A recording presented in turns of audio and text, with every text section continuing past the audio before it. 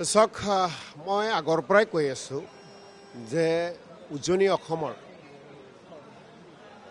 যিটো বিধ্বস্ত ছবি, যিটো কৰুণ গাথা,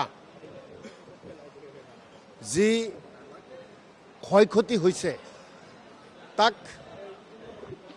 সম্পূৰ্ণভাৱে ঘূৰাই অনাটো যথেষ্ট কষ্টকৰ। কিন্তু আমি সেই মানুহখিনিক আমি ৰক্ষা কৰিব লাগিব, সেই মানুহখিনিক আমি আগৰ জীৱন দিব লাগিব, সেই মানুহখিনিয়ে যাতে কোনো ধৰণৰ অসুবিধাত নপৰে তাৰ কাৰণে আমি সকলোৱে মিলিজুলি কাম কৰিব লাগিব। আৰু এই ক্ষেত্ৰত মুখ্য ভূমিকা ল'ব লাগিব অসম চৰকাৰে।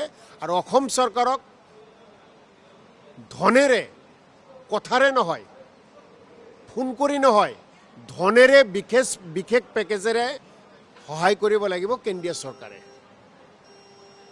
আজি মুখ্যমন্ত্ৰী ডাঙৰীয়াই কিবা কিবি ঘোষণা কৰিছে, মৃতকক 9 লাখ টকা দিব। আগতে সাধাৰণতে পানীত পৰিলে 4 লাখ হয়, তো বৃদ্ধি কৰি 9 লাখ দিছে।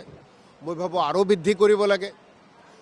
এজন মানুহ মৃত্যু হোৱাৰ পিছত সেই পৰিয়ালত যেতিয়া ইনকাম কৰা মানুহ নাথাকে, তাৰ ওপৰত ভিত্তি কৰি ইয়াৰ যিটো টকা ইয়াৰ বৃদ্ধি কৰাৰ চিন্তা আৰু কৰিব লাগে। কিন্তু মোৰ কথাটো হ'ল যে কোনটো পৰিয়ালক কিমান টকা দিব এটা একেবাৰে ইউনিফৰ্ম নকৰি, সেই পৰিয়ালসমূহে কি কি ক্ষতিগ্ৰস্ত হৈছে, সেই পৰিয়ালসমূহত গোধন কিমান এই বানপানীত মৃত্যুমুখত পৰিছে, সেই পৰিয়ালত কিমান ঘৰ ধ্বংস হৈছে, সেই পৰিয়ালৰ কিমান খেতি বাতি ধ্বংস হৈছে, কিমান সম্পত্তি ধ্বংস হৈছে, তাৰ এটা এছেছমেণ্ট উলিয়াই তাৰ ওপৰত ৰাজ্য চৰকাৰে প্ৰতিটো পৰিয়াললৈ বিশেষ পুঁজি দিব লাগে।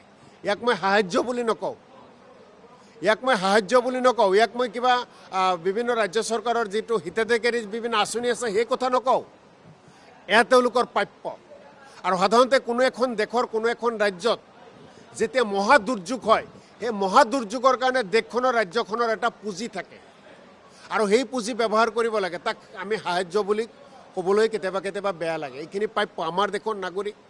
আৰু আমাৰ দেশৰ নাগৰিকে যেতিয়া বিপদত পৰিব তেওঁলোকক সম্পূৰ্ণ 100% উদ্ধাৰ কাৰ্য, পুনৰ সংস্থাপনৰ দায়িত্ব কেন্দ্ৰীয় আৰু ৰাজ্য চৰকাৰৰ থাকে। সেই দেশৰ বিভিন্ন ৰাজনৈতিক, অৰাজনৈতিক দল সংগঠনৰ থাকে। গতিকে উজনি অসমৰ বিধ্বস্ত হোৱা জিলাকেইখনৰ সকলো সন্মানীয় ব্যক্তিসকলক সন্মানৰ দৃষ্টিৰে, কোনো হিতাধিকাৰী দৃষ্টিৰে নহয়, সন্মানৰ দৃষ্টিৰে সন্মানীয়ভাৱে তেওঁলোকক আমি সহযোগিতা আগবঢ়াব লাগে। চাওক, যোৱাকালিও মই বিধানসভাত কৈছোঁ যে ৰাজ্য চৰকাৰে ইয়াক উলিয়াব লাগিব। কি কাৰণে বানপানী হ'ল, মহা দুৰ্যোগ কিয় হ'ল, এইকাৰণে উলিয়াব লাগিব। ইয়াক মই ৰাজনীতি কৰাৰ কাৰণে কোৱা নাই, এইকাৰণে উলিয়াব লাগিব পৰৱৰ্তী সময়তো যাতে এনেকুৱা মহা দুৰ্যোগ হ'ব নোৱাৰে তাৰ কাৰণে অধ্যয়ন কৰাটো ৰাজ্য চৰকাৰৰ দায়িত্ব আৰু কৰ্তব্য। হয়, এইখিনি হোৱাত যদি কাৰোবাৰ যদি এই ক্ষেত্ৰত বেয়া ভূমিকাৰ কাৰণে, কাৰোবাৰ চিণ্ডিকেট চক্ৰৰ কাৰণে, কাৰোবাৰ ব্যক্তিগত লাভালাভৰ কাৰণে এনেকুৱা দুৰ্যোগ যদি আহিছে তেওঁলোককতো ফাঁচি দিব লাগে। চাওক, এই মুহূৰ্তলৈকে উজনি অসমৰ বানগ্ৰস্ত এলেকালৈ ৰাজ্য চৰকাৰে যি ধৰণে পুঁজি আগবঢ়াইছে বা যি বৃদ্ধি কৰিছে তাক মই আদৰণি জনাইছোঁ। কিন্তু আৰু বৃদ্ধি কৰিব লাগিব। কেৱল এইখিনিতে কৰিলেই সমাপ্ত নহয়, আৰু কৰিব লাগিব, আৰু দায়িত্ব ল'ব লাগিব। সাধাৰণতে দেখা যায় যে আমাৰ যেতিয়া কোনো বানপানী হয় দেখা যায় টিমবিলাক যায়, এছেছমেণ্টবিলাক কৰে, কাগজে কলমে কৰে।